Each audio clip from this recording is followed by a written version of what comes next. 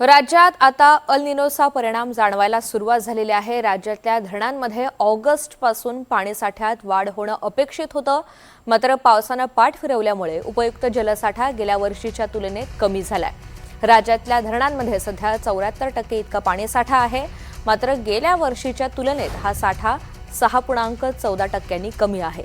आता ऑगस्टचा शेवटचा आठवडा आणि सप्टेंबर महिना कोरडा गेल्यास शेती आणि उद्योग क्षेत्र संकटात सापडू शकतं।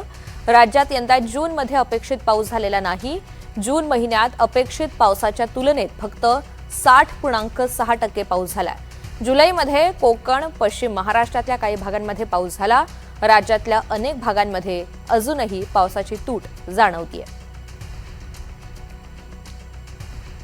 गडचिरोली जिल्ह्यात सुरू असलेल्या पावसामुळे नाल्यांना पूर आलाय।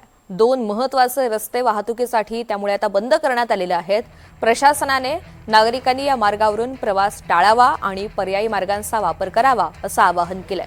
कोरची बोटेकसा राज्य मार्गावरील भीमपूर नाल्यावर पाणी आल्यामुळे हा मार्ग सध्या बंद झालेला आहे।